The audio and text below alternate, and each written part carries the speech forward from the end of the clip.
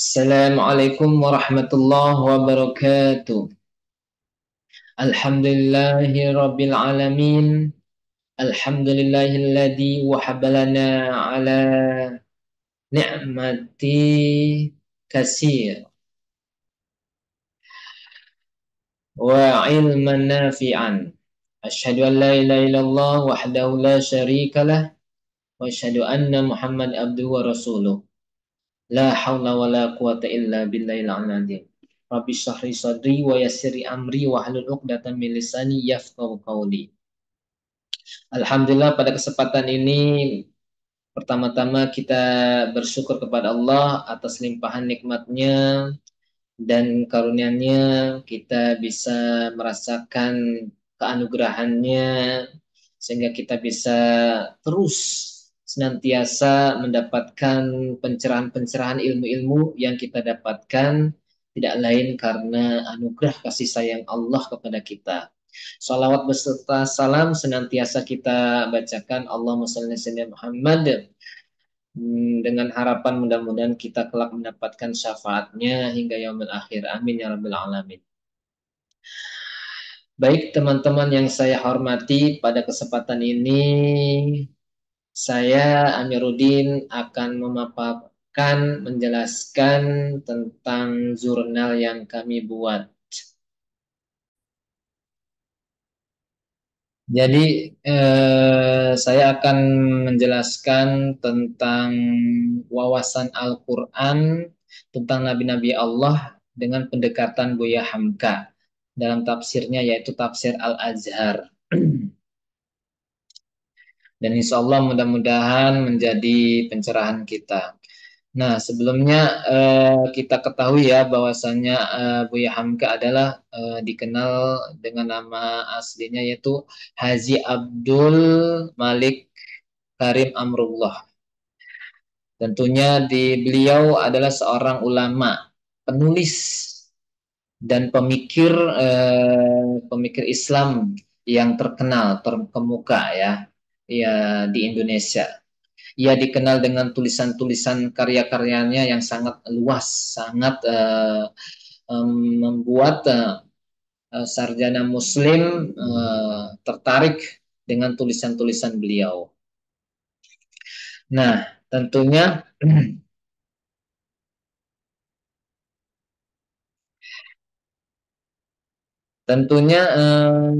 dalam penelitian kita itu ada tujuan, yaitu tujuan penelitian kita tidak lain yaitu penelitian kita ini salah satunya menggali informasi untuk kita ketahui, untuk pengetahuan, gitu ya. Bisa dibilang ya menambah wawasan kita lah, ya, agar lebih dalam tentang nabi-nabi Allah yang dikemukakan oleh Buya Hamka dan tafsirnya. Dan kalau saya tambahkan bisa jadi untuk mengkokohkan iman kita dalam kepercayaan kita terhadap nabi-nabi. Karena kita sudah ketahui ya, kita ketahui bersama bahwasanya banyak bermunculan nabi-nabi palsu yang kita ketahui ya. Makanya dengan penelitian ini bisa menjadi keimanan kita, menambah keimanan kita dalam mengetahui tentang nabi-nabi Allah. Karena kita sudah beredar isu-isu banyak nabi-nabi palsu ya. Ada Mirza Ghulam, Muhammad Sadek, Tukimin, Lia Eden ya, itu menjadi isu-isu bermunculannya nabi-nabi palsu. Selanjutnya tentunya metode penelitian kita ini, metode penelitian yang kami buat ini yaitu metode penelitian kepustakaan, di mana menggunakan penelitian kepustakaan itu yaitu dengan menggunakan metode tafsir maudhu'i, yaitu tafsir tematik, di mana menjelaskan pembahasan ayat-ayat Al-Quran sesuai dengan tema dan judul yang telah saya tetapkan. Ya, biar tidak melebar kemana-mana, Maka saya sebagai penulis mengidentifikasi ayat-ayat Al-Quran yang berkaitan dengan tema tersebut. Dan juga hanya mengkaji satu mufasir modern, yaitu Buya Hamka. Selanjutnya baik, kita bahas pembahasannya. Terlebih dahulu kita membahas tentang makna Nabi dan Rasul. Nah, Buya Hamka menjelaskan berpendapat bahwasanya Nabi itu adalah utusan Allah yang diutus untuk membimbing umat manusia ke jalan yang benar dan memberikan petunjuk moral serta spiritual. Nah, karena setiap Nabi itu dianggap sebagai sosok yang memiliki sifat-sifat keutamaan.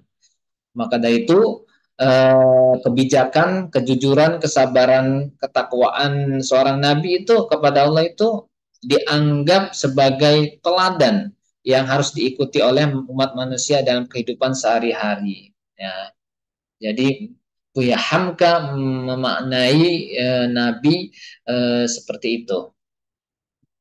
Dan sedangkan kalau menurut bahasa nabi itu ya berasal dari kata naba yang berarti menghabarkan. Jadi orang yang menghabarkan, orang yang memberitahukan atau menyampaikan berita, penyampai berita itu sudah dikatakan istilah makna nabi. Karena nabi kata bahasa Arabnya itu naba, yaitu memberitahukan, mengabarkan. Ya. Nah, sedangkan itu bahasa Arab. Jadi dalam segi bahasa Arab, kalau kita teliti lebih luas, makna Nabi itu sangat luas, sangat beragam ya. Dari seluruhnya saja itu sudah terjelas. Nabi itu naba menghabarkan. Nah, kalau kita menganalisis orang-orang Yahudi juga itu mempunyai makna mengartikan Nabi itu adalah nafi. Nah, menurut orang Yahudi, nafi itu memiliki arti bahwasanya manusia yang memiliki tugas menyampaikan wahyu dari Tuhan. Nah, ini hampir berkaitan dengan pendapat Buya Hamka, tapi dengan versinya orang Yahudi bahwasanya artinya memaknai Nabi itu penyampai, ya, penyampai wahyu dari Tuhan, memiliki tugas. Itu sama-sama pengertian dari Nabi. Nah, itu dari versi dari orang Yahudi ya. Karena orang Yahudi itu mempercayai adanya nabi, adanya penyampai gitu. Nah, sedangkan Rasul, makna Rasul, Buya Hamka memaknai risalah, yaitu manusia-manusia yang memiliki yang dipilih oleh Allah sendiri untuk menyampaikan wahyu. Itu menurut Buya Hamka. Nah, jadi kalau kita membahas tentang nabi itu, nabi-nabi Allah itu kita harus berpendoman di surat Al-Anbiya karena Al-Anbiya tersebut menjelaskan nabi-nabi yang tercantum di Al-Qur'an. Selebihnya yaitu di surat Al-An'am ya. Karena di surat Al-Anbiya itu ada 12 nabi yang disebutkan. Nah, selebihnya di surat Al-An'am. Kemudian naba ataupun nabi yaitu tersusun dari kata nun ba ya. Nah, kalau kita teliti kata term nabi itu ada 75 pengulangan di 75 ayat dalam Al-Quran ya yang menyebutkan diksi kata nabi. Kita contoh bahwasannya di sini ada contoh wa makana linabi nabi. Terus ya ayuhan nabiyu ada kata nabi ya itu diksi kata term nabi di Al-Quran. Nah, ada anbiya, ada nabiun ya banyak. di Al-Quran menyebutkan kata nabi. Ya. Selanjutnya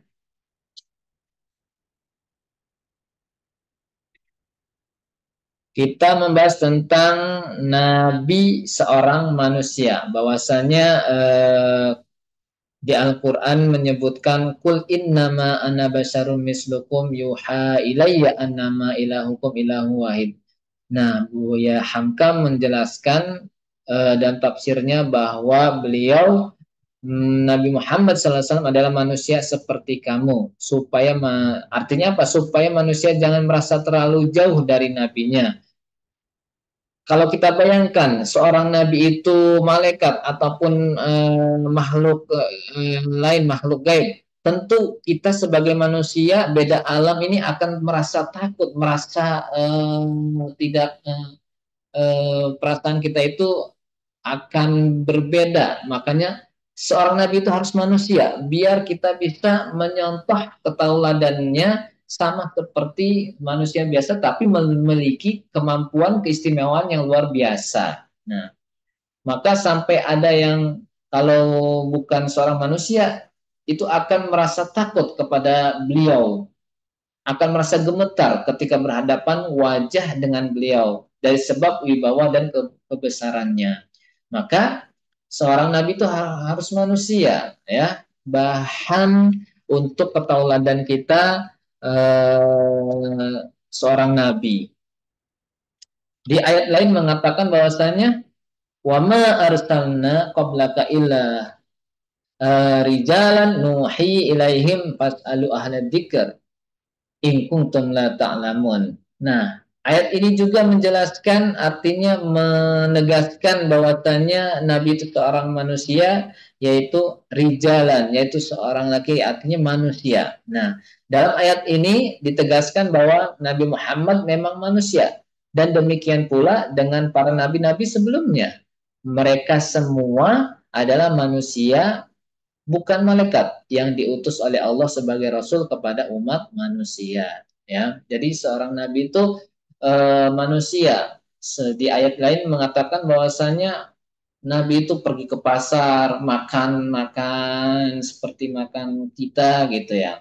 Wa ma arsalna qablaka minal mursalin illa annahum liya'kuluna ta'ama wa yamshuna fil aswaq. Nah, jadi nabi itu sama seperti manusia, kehidupannya itu makan dan pergi ke pasar, ya.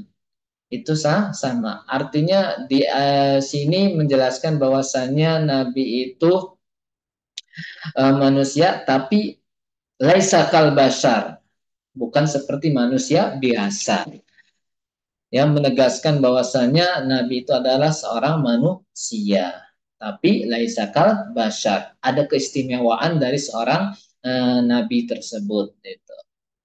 Nah, selanjutnya tugas Nabi. Bahwasanya tugas Nabi tidak lain yaitu tugasnya bertanggung jawab untuk menyampaikan wahyu, wahyu yang Allah berikan, Allah turunkan kepadanya, kepada umat manusia, sehingga mengeluarkan umat dari kegelapan menjadi terang benerang. Artinya dari kejahilian sehingga mendapatkan keterangan, cahaya, ya, keimanan kepada umat manusia. Dalam Al-Quran dijelaskan ya ayyuhar rasul balik ma unzila ilaika mir rabbik. Nah, itu menerangkan bahwasanya tugas Nabi itu balik ma unzila ilaika mir rabbik. Artinya menyampaikan apa yang Allah turunkan kepada Nabi tersebut, ya. Itu adalah tugas-tugas seorang nabi.